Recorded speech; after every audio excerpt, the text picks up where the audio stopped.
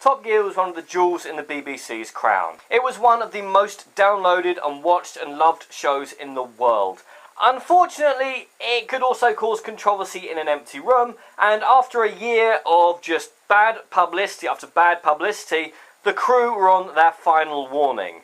Unfortunately, another incident happened, and the traditional lineup had to be replaced, because as the show was making the BBC hundreds of millions of pounds a year, they couldn't kill it off completely.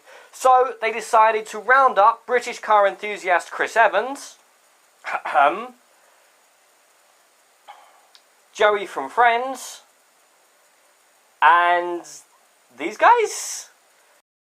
It is impossible to understate the amount of pressure that this new show has been on in the British press. Every moment, every movement, every glimpse, every frame has been dissected and torn apart because it's different from what it was. Because they've got so many presenters. And then it came on, and it's been on now for 4 episodes, and I've watched all 4 episodes, and it's like your dad trying to be cool.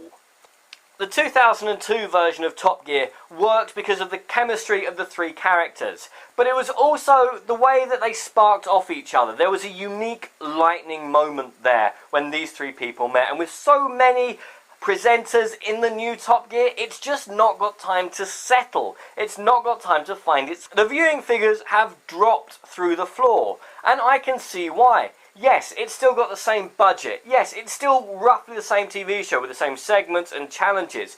But it's like, imagine your favourite pub. It's a bit rough around the edges, but you and your mates, you've been going there forever, and you love it. And then one day, it gets bought out by a corporation that does it up. And you go back, and yeah, it still looks like your pub, and it's got the same staff, but the spark is missing. Something's not quite right. So you have a few drinks, say, oh, looks nice, and you leave and you don't go back.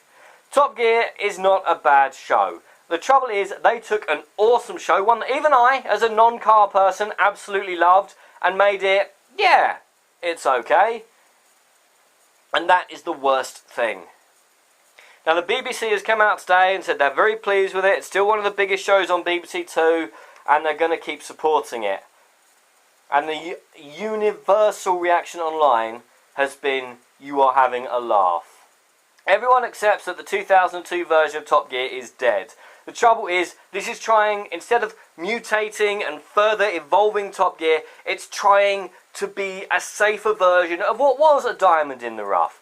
What was a show that thrived not on reviewing cars or anything like that, but on basically being an exploration of the male mind, the midlife crisis with an unlimited budget. That's what made the show great. And this, it just is. It's flat.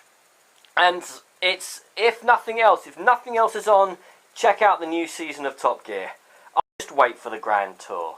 I'm Daniel, this is Sir Dunking. If you've enjoyed this video, please like, share and subscribe.